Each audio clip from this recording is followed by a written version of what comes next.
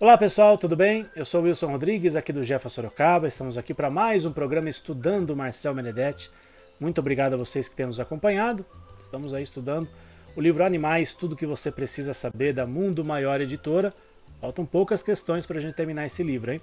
Hoje vamos ler a questão número 53. Se eu, por exemplo, matar um animal nesta encarnação, ele poderá voltar a conviver comigo nesta ou em outra vida? A palavra matar é forte e traz embutida uma energia pesada, que faz entender uma má intenção. No entanto, algumas vezes usamos esse termo de forma equivocada para falar de eutanásia. Se a intenção era a de causar dor e sofrimento, então o termo está correto. No entanto, cremos que se há uma intenção equivocada, é possível que se o mesmo animal retornar ao mesmo lar, se torne um animal arredio e talvez agressivo. Será um novo aprendizado de convívio e exigirá paciência para que não caiamos no mesmo erro novamente.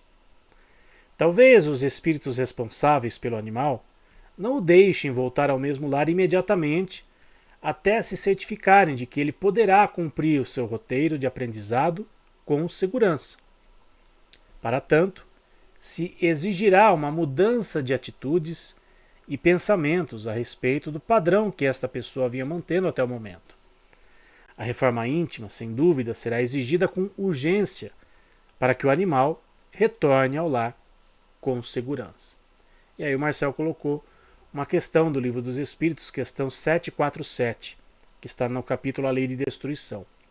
Deus é justo, julga mais pela intenção do que pelo fato.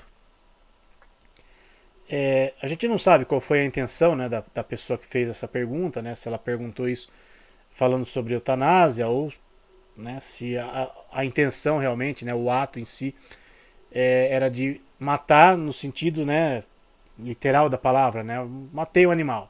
Né.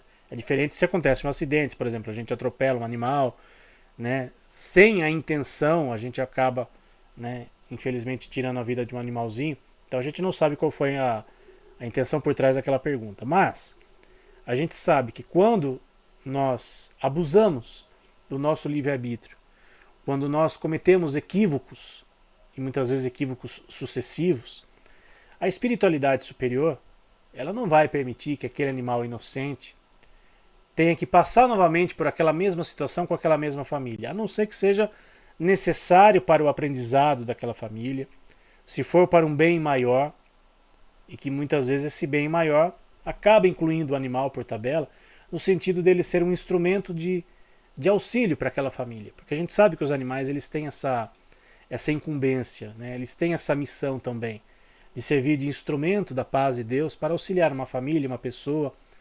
E muitas vezes a gente vê muito isso lá no nosso centro espírita, né? Pessoas que nos procuram porque o animalzinho está doente, mas naturalmente ou por si só aquela pessoa não procuraria ajuda espiritual.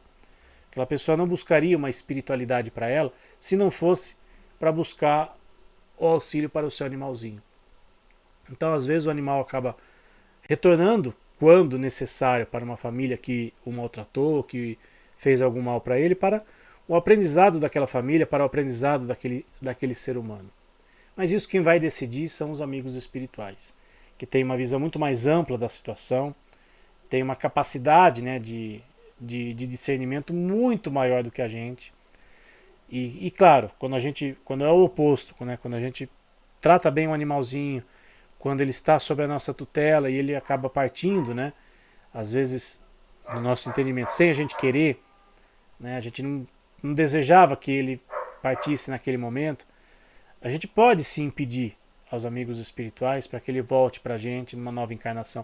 Eu faço isso sempre, eu já falei aqui outras vezes. A paçoquinha que está aqui em cima, vem aqui em cima de mim, aqui ó, a paçoca que participava, né, das nossas lives, inclusive, né, o ambiente onde eu faço aqui as gravações, ele precisa subir uma escada caracol, né, fica num cômodo acima, né, da minha casa. E sempre que eu vinha aqui gravar, estava fazendo ao vivo ou fazia as gravações, sempre que possível ela vinha aqui. Ela é das cachorras que eu tenho, né, dos cães que eu tenho, era a única que conseguia subir a escada caracol. Subia e descia numa rapidez né, incrível. E faz muita falta, né? Toda vez que eu venho aqui eu me lembro muito dela e eu sinto muita falta dela, embora eu tenha o Chorãozinho, tenha a Lilica, agora tem um gatinho também, né? Mas eu sinto muita falta dela aqui, né? Da presença dela aqui, fisicamente. E eu peço sim muito a Deus, a Jesus, para que se um dia for possível e permitido, que ela possa retornar aqui para minha casa. Quem sabe voltar a conviver aqui nas nossas lives, né, num outro corpo, né, numa outra roupagem. Mas eu peço, eu não tenho vergonha nenhuma de pedir, se for possível e permitido, que ela possa retornar para o meu convívio. E assim a gente tem o direito sim de pedir. Se nós seremos atendidos ou não é outra história. Se nós teremos condições de perceber que o animalzinho voltou para a gente, também é uma outra história. Né? Nem sempre a gente consegue isso, nem sempre a gente consegue detectar que um animalzinho está com a gente. E já falei também, independente disso, independente daquele animal voltar ou não, se tivermos condições, né, se nosso coração falar mais alto, que a gente possa dar oportunidade, sim, para um novo animalzinho que surgir na nossa vida. Mesmo que ele não tenha sido nosso, entre aspas, anteriormente, mas que a gente possa, né, dar a oportunidade de um ser da criação conhecer o amor, conhecer o que é o carinho, o respeito, porque é isso que todo animal precisa e é isso que todo animal deveria ter. Carinho, respeito, cuidado, né, de pessoas que o amem incondicionalmente como eles nos amam. Então, quando a gente tiver a oportunidade, que a gente receba, né, essa graça, né, de ter novamente aquele animalzinho conosco. Mas aí quem vai decidir são os amigos espirituais. A gente pode pedir, se seremos atendidos ou não, aí é uma outra situação.